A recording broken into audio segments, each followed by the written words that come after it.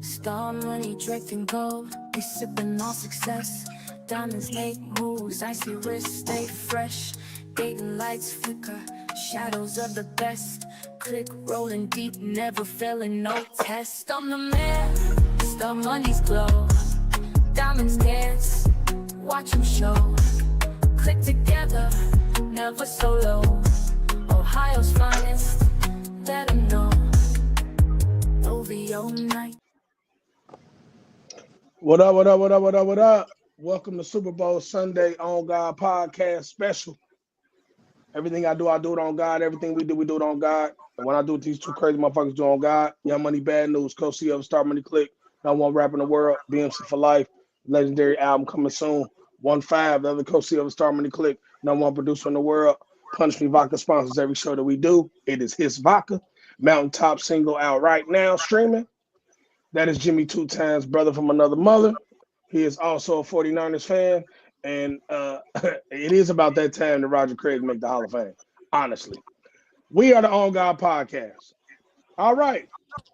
First off, we're going to start off with the picks.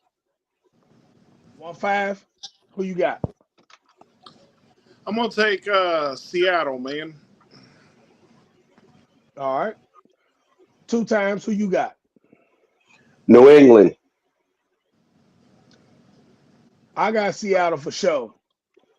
1-5, give me your keys to victory for the Seahawks and give me your keys to victory for New England. All right, so for the Seahawks,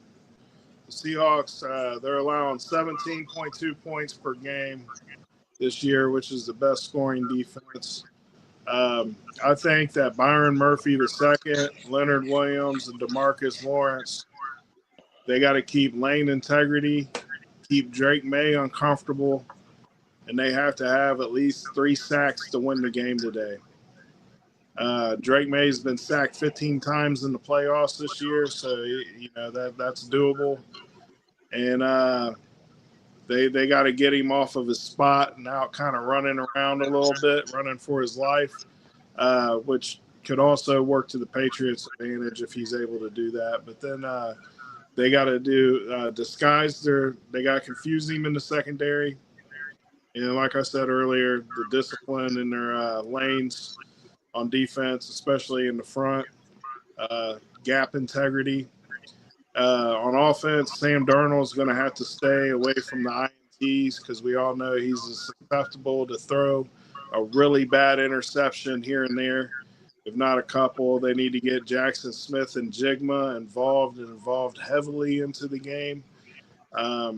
They need to use Shaheed to take the top off the defense, to give Jackson Smith some room to operate. Then they got to run the ball smart and effective and control the time of possession. That's for the Seahawks. And for the Patriots have to protect Drake May. They have to. He's been sacked 15 times, like I said. They're going to have to use Stevenson and Henderson in the backfield to chip block and protect, and they're going to have to use those guys in the quick passing and use screens effectively to disrupt the pass rush from the Seahawks and kind of make them kind of back off a little bit. They're going to have to push the field. They're going to have to push the ball upfield. Not a lot of dink and dunks. Only when they're going to have to push the ball upfield. I don't know if Drake May has thrown a ball that far this year, but they're going to have to in this game. Special teams, Marcus Jones has got to have a big day, give them some good field position because I think they're going to kick a lot of field goals, and they're going to need him to have a big game. And then in defense, they're going to have to make Sam Darnold uncomfortable in the pocket. They're going to have to give him happy feet, make him throw on the run, and that's when he's at his worst. And then they're going to have to win the turnover battle. I think if they get 1-2 turnovers, that they'll win the game. All right, 2 times. What is your keys to victory for Seattle and your keys to victory for New England? Well, first of all, for New England, I feel like they're going to have to do exactly what the Rams did to Seattle's defense. You're going to have to force them to play man-to-man defense. You got to be able to get Diggs involved heavily. You got to be able to, spread that ball around, move the chains. Because one thing about Seattle's defense is they have a great third down defense percentage. I think you're going to have to get Stevenson and the other young boy behind him, y'all guy, involved in the running game. You can't be averaging less than 3 yards a carry, man. You got to get these cats and stay on the field and get Seattle's defense tired. I feel like Drake May is going to have to play cool and calm.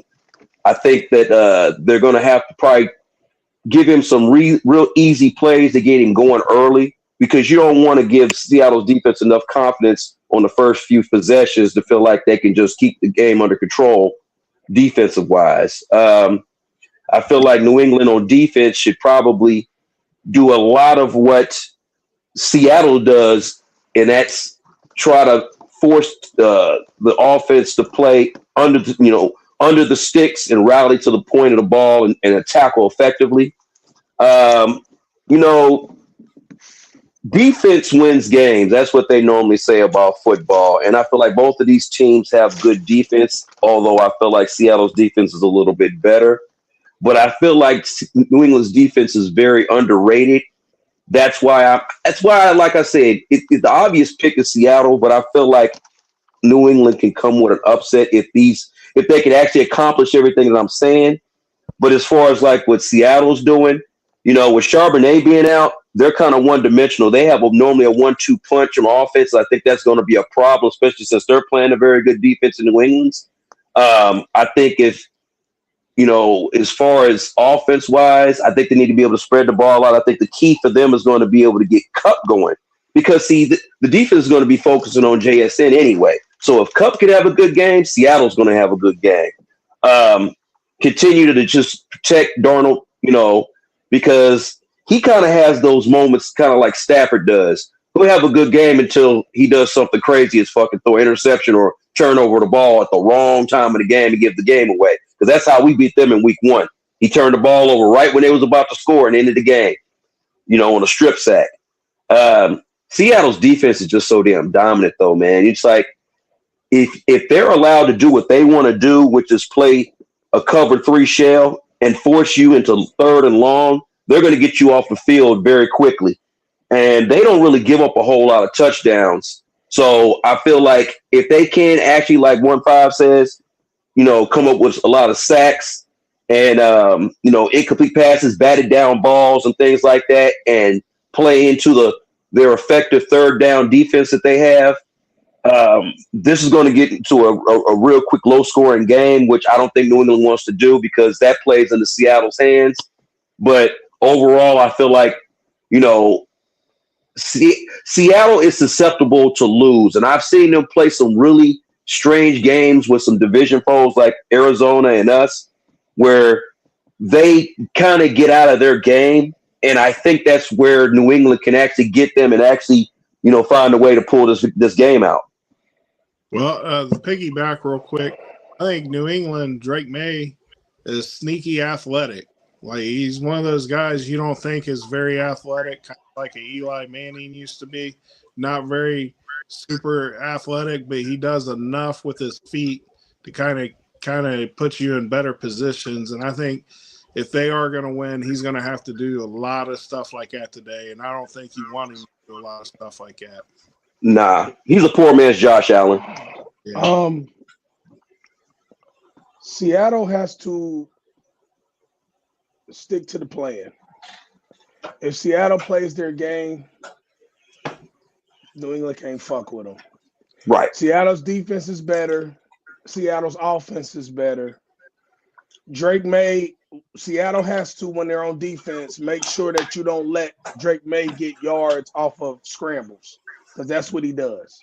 He likes to run away. He runs. If there ain't nobody open, he's running.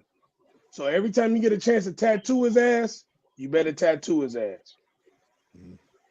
I don't think the problem with New England in this game, New England does not have enough weapons, to me, to beat Seattle.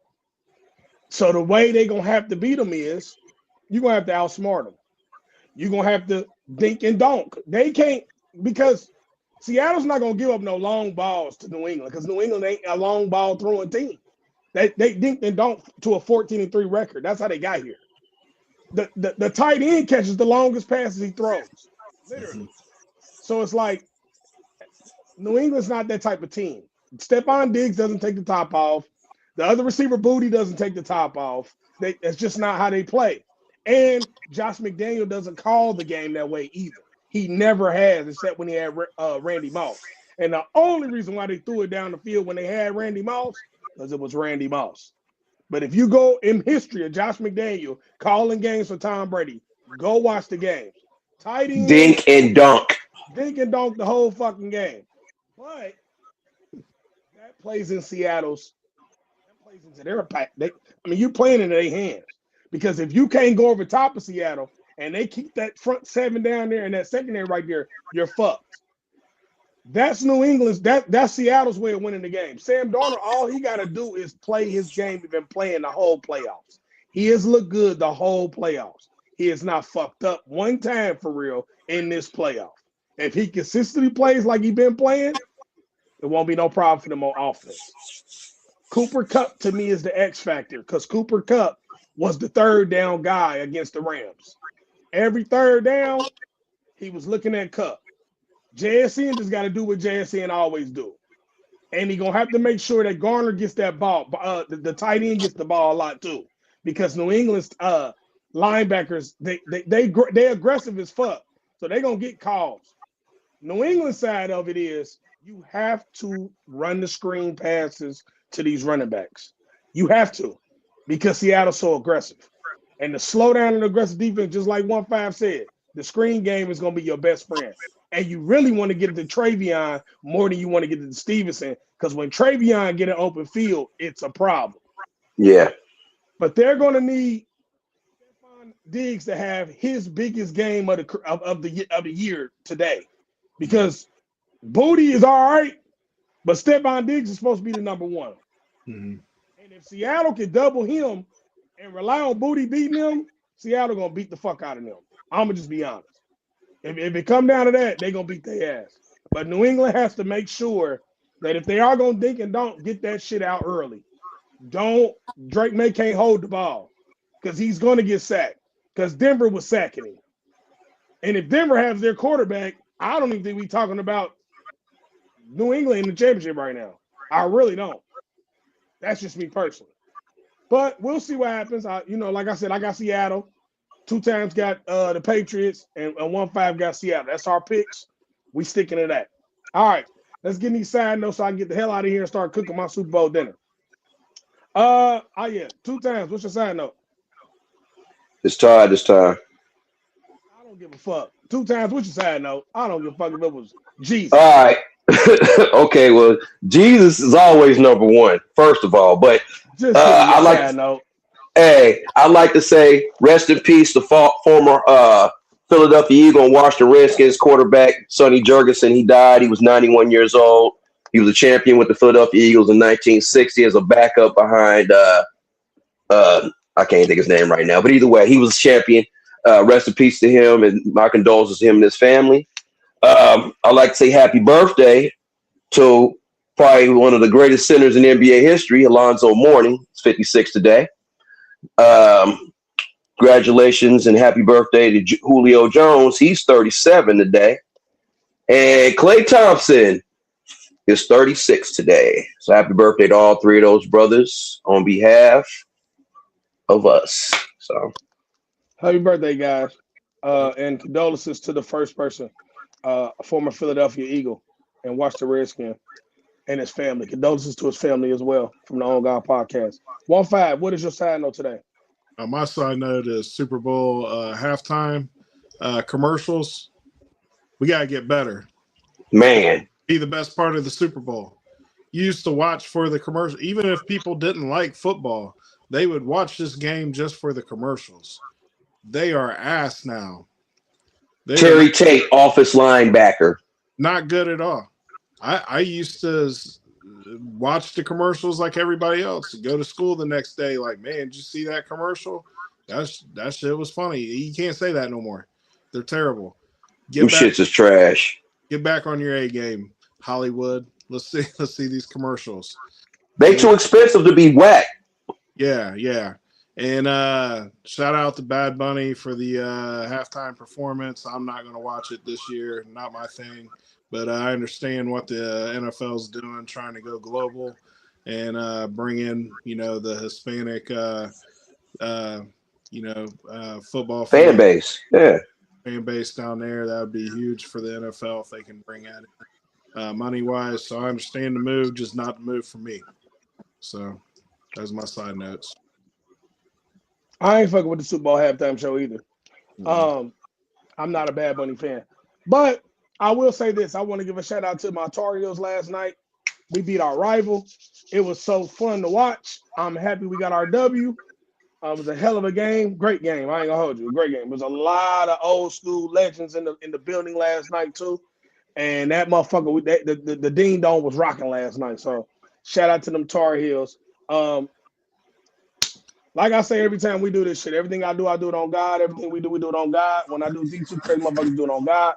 Young Money, Bad News, Coach Silver, Star Money Click. No More Rapping the World, BMC for Life. Legendary album coming soon. 1-5, other Coach Silver, Star Money Click. No One Producer in the World. Punch Me Vodka sponsors every show we do. Mountaintop, streaming right now. Check it out. Jimmy 2 times. He's waiting on Roger Craig to get that go ahead to get into the Hall of Fame. He is also my brother from another mother. Like I said, y'all stay prayed up. I know y'all gonna watch the Super Bowl tonight. If you get out and you go somewhere, be fucking safe because I know y'all gonna be drunk. We out, bro. Assalamu alaikum, baby. Peace.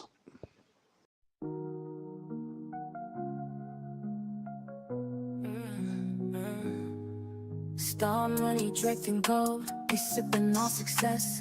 Diamonds make moves, icy wrists stay fresh.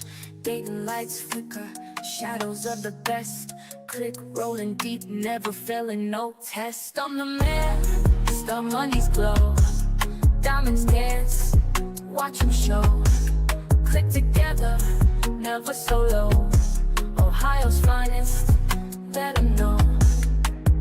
OVO